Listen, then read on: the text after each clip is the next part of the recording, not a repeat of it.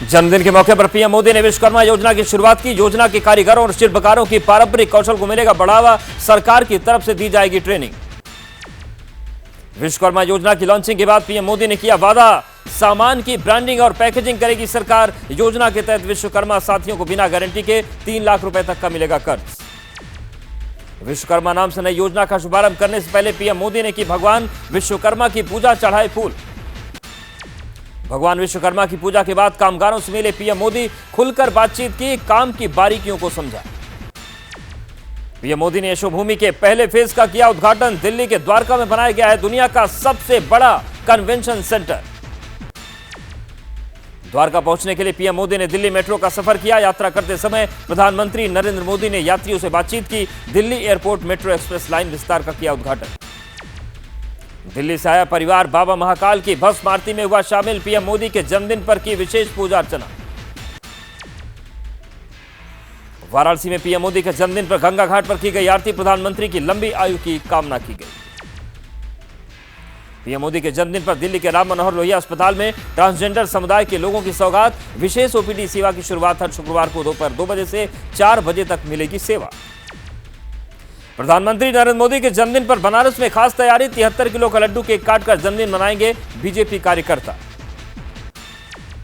दिल्ली में यूथ कांग्रेस कार्यकर्ताओं ने बेरोजगारी दिवस के रूप में मनाया पीएम का जन्मदिन। कहा केंद्र में बीजेपी सरकार आने के बाद बेरोजगारी बढ़ी। जगत गुरु रामभद्राचार्य ने पीएम मोदी को दी जन्मदिन पर बधाई। कहा मोदी जी राष्ट्र के लिए समर्पित। नए संसद भवन के गजद्वार पर उपराष्ट्रपति धनखड़ ने फहराया तिरंगा। लोकसभा अध्यक्ष भी रहे मौजूद। नए संसद भवन पर तिरंगा फहराने के क्षण को बताया उपराष्ट्रपति जगदीप धनखड़ ने ऐतिहासिक। देशवासियों को बधाई दी। संसद के विशेष सत्र को लेकर आज सर्वदलीय बैठक। सरकार सत्र के बारे में देगी जानकारी। केंद्रीय गृह मंत्री अमित शाह हैदराबाद में आयोजित मुक्ति दिवस समारोह में हुए शामिल। शहीदों को श्रद्धांजलि दी। आज ही के दिन हैदराबाद रियासत का भारतीय संघ में हुआ था विलय। मुक्ति दिवस समारोह में बोले केंद्रीय मंत्री अमित शाह, सरदार पटेल ने हैदराबाद को कराया आजाद। पटेल न होते तो न बनता हैदराबाद। हैदराबाद में कांग्रेस वर्किंग कमेटी की दूसरे दिन की बैठक। आगामी चुनाव को लेकर रणनीतियों पर मंथन। दलित, आदिवासी, ओबीसी के लिए आरक्षण की सीमा बढ़ाने की मांग पर चर्चा। एक बार फिर से ओवैसी ने की तीसरे मोर्चे की वकालत। कांग्रेस वर्किंग कमेटी की बैठक पर बोले तेलंगाना में केसीआर के सामने कोई चुनौती नहीं। 2024 चुनाव के लिए ओवैसी की ओर से तीसरे मोर्चे के बयान पर कांग्रेस नेता पवन खेड़ा का जवाब। कहा कांग्रेस की रैली के ऐलान के बाद अमित शाह आए हैदराबाद। बीआरएस और एआईएमआईएम भी कर रहे हैं रैली। मिले हुए हैं तीनों। 23 सितंबर को प्रधानमंत्री नरेंद्र मोदी का वाराणसी दौरा। अंतर्राष्ट्रीय क्रिकेट स्टेडियम की रखेंगे आधारशिला। अटल आवासीय विद्यालय का उद्घाटन भी करेंगे प्रधानमंत्री। नागपुर में हो सकती है इंडिया गठबंधन की पहली रैली। सूत्रों का दावा, चुनावी व्यस्तता की वजह से उन राज्यों में रैलियां नहीं होंगी जहां पर विधानसभा चुनाव है। अनंतनाग में आतंकियों के खिलाफ लगातार 5वें दिन भी सुरक्षा बलों का ऑपरेशन। मुठभेड़ वाली जगह पर गोलीबारी और विस्फोट जारी। छिपे आतंकियों पर सेना का अंतिम प्रहार। अहमदाबाद में बारिश के बाद वासना बैराज से साबरमती नदी में छोड़ा गया 10,000 से ज्यादा क्यूसेक पानी। 131 फीट तक पहुंचा नदी का जलस्तर। गुजरात के भरूच में दत्त मंदिर परिसर में घुसा पानी। खतरनाक स्तर पर पहुंचा नर्मदा का जलस्तर। मंदिर बंद कर लोगों को सुरक्षित स्थानों पर भेजने के निर्देश। 23 गेट खोलने के बाद भी अधिकतम स्तर पर पहुंचा नर्मदा नदी का जलस्तर। खतरे को देखते हुए नर्मदा जिले में डीआरएफ की टीमें तैनात। लगातार की जा रही है निगरानी। गुजरात में सरदार सरोवर बांध का बड़ा जलस्तर। पानी का जलस्तर बढ़ने पर डैम के 23 गेट खोले गए। बांध से लगते तटीय क्षेत्रों के गांव में अलर्ट जारी। शिप्रा नदी का जलस्तर बढ़ने से नदी किनारे पर जारी हुआ अलर्ट। किनारे पर स्थित घाट और मंदिरों में घुसा पानी। महाकालेश्वर मंदिर जाने वाले रास्ते पर पानी भर गया। रतलाम में भी पानी की धार के बीच आई लापरवाही की तस्वीरें। जान जोखिम में डालकर पुलिया पार करते दिखे लोग। जिला प्रशासन ने लोगों से नदी के पास नहीं जाने की अपील की।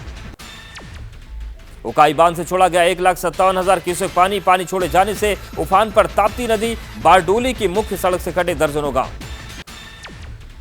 मध्य प्रदेश के उज्जैन में सुदर्शन कॉलोनी में भरा बाढ़ का पानी। नाव चलाकर लोगों को निकाल रही है एसडीआरएफ की टीम।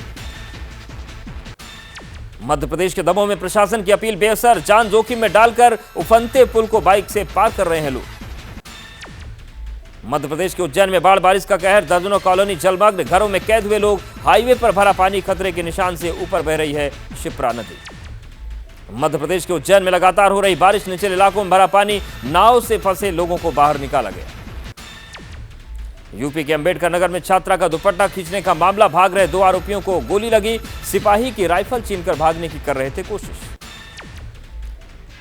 यूपी के गाजियाबाद में गत्ता फैक्ट्री में लगी आग, फायर की 3 गाड़ियों ने आग पर काबू पाया, लाखों का नुकसान।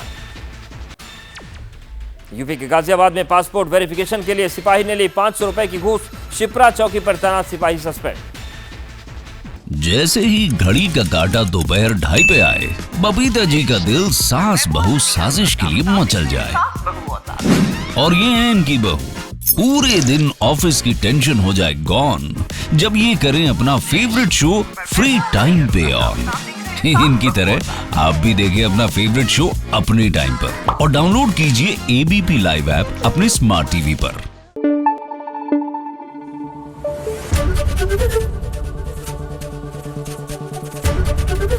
एबीपी न्यूज आपको रखे आगे।